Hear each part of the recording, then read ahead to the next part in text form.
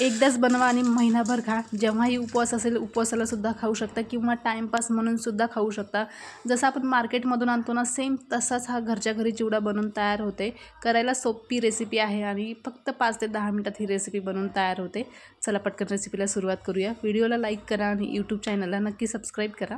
पहिल्यांदा काय करायचं आहे, बटाटा घ्यायचा आहे. बटाटा स्वच्छ धुवून घ्यायचा आहे. मोठ्या आकाराचा बटाटा घेतला आहे आणि बटाट्याचे साल काढून मोठ्या खिसणीने खिसून घेतलेला आहे आणि बटाटा 3 ते 4 पाण्याने तरी स्वच्छ धुवून घेतलेला आहे.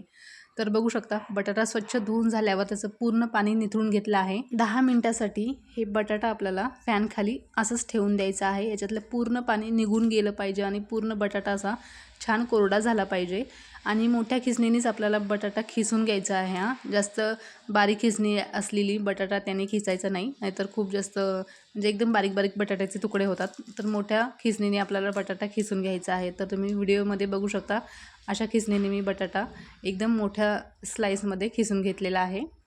तर आता बटाटा आपण फॅनखाली ठेवून देणार आहोत. पहिली स्टेप झालेली आहे. आता दुसरं स्टेपमध्ये आपल्याला कढईमध्ये तेल घ्यायचं आहे आणि तेल आपल्याला हलकंसं गरम करून घ्यायचं आहे. तेल गरम झाल्यावर त्याच्यामध्येच 1 वाटी शेंगदाणे टाकायचे आहेत आणि गॅसची फ्लेम एकदम मीडियम ठेवायची आहे.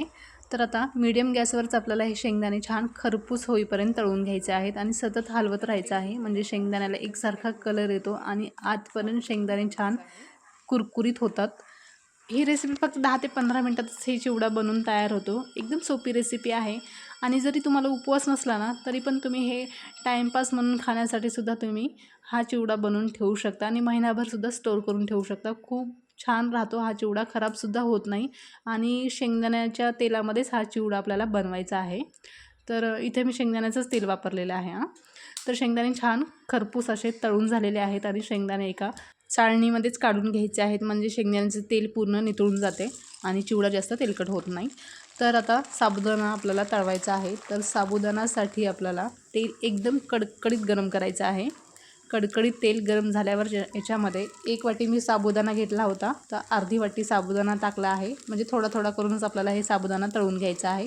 हे जेव्हा आपण साबुदाणा तळवतो ना खूप जास्त तेल वगैरे अंगावर उडू शकते, म्हणून थोडंसं सांभाळूनच करा. तर आता मीडियम गॅसवर आपल्याला हे साबुदाणा मस्त असं आतपर्यंत तळला पाहिजे. जर आतपर्यंत नाही तळला ना ते दाताखाली असा चिटकून बसतोच खाता वेळेस बघा. आणि व्यवस्थित छान तळल्यावर एकदम क्रिस्पी होतो, कुरकुरीत होतो, म्हणजे खायला पण छान लागतो. आता बघू शकता पूर्ण आतपर्यंत छान तळलेला आहे. तर चाळणीमध्ये काढून घ्यायचं आहे म्हणजे तेल पूर्ण नितळते. आता याच पद्धतीने राहिलेला साबुदाणासुद्धा आपल्याला कडकडीत तेलामध्येच तळून घ्यायचा आहे. मी तुम्हाला पुन्हा एकदा सांगते, साबुदाणा तळवण्यासाठी कडकडीतच तेलाचा वापर करायचा आहे. एकदम कडकडीत तेल गरम झाल्यावरच याच्यामध्ये साबुदाणा आपल्याला तळून घ्यायचा आहे. आणि विकतचा चिवडा आणण्यापेक्षा असा घरीच बनवायचा. एकदम स्वच्छता असते आपल्या घरी आणि आपण एकदम चांगल्या क्वालिटीचं तेलसुद्धा वापरतो. बाहेर माहिती नाही कसं तेल वापरतात ते, म्हणून असा चिवडा घरीच बनवून खा. आणि खरं सांगते खूप भारी बनवून तयार झाला होता.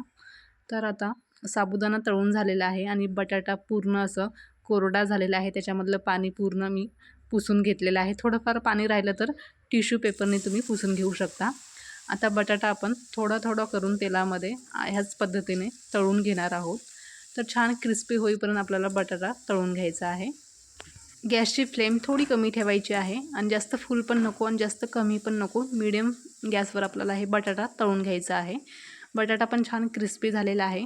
तर हे बटाटा आपण टिश्यू पेपरवरच काढून घेणार आहोत. इथे मी सोबतच 3 ते 4 मिरच्या बारीक अशा कापून घेतलेल्या आहेत. मिरचीचं प्रमाण कमी जास्त करू शकता. आता मिरचीसुद्धा त्याच तेलामध्ये आपण छान कुरकुरीत होईपर्यंत तळून घ्यायची आहे. मिरची छान कुरकुरीत झाली की मिरचीसुद्धा आपल्याला छान तेल निथळून घ्यायचं आहे आणि मिरची आपल्याला ते जे बटाटा आपण तळून घेतला होता त्याच्यावरच ही मिरचीसुद्धा काढून घ्यायची आहे. तर बटाट्याचा चिवडासुद्धा बघू शकता मस्त असा क्रिस्पी झालेला आहे. तळून घेतलेला बटाटा या साबुदाणामध्ये आपल्याला टाकायचा आहे. साबुदाणा, शेंगदाणे आणि हे तळवलेला बटाटा सगळं आपल्याला व्यवस्थित मिक्स करून घ्यायचं आहे. याच्यामध्येच उपवासाचं सेंधव मीठ टाकायचं आहे चवीप्रमाणे आणि ज्या आपण चमच्याने पोहे खातो ना त्याच चमच्याने 1 चमचा पिठी साखर टाकायची आहे आणि हे व्यवस्थित मिक्स करून घ्यायचं आहे. तर आपला उपवासाचा चिवडा तयार आहे. नक्की ट्राय करा. Okay, bye.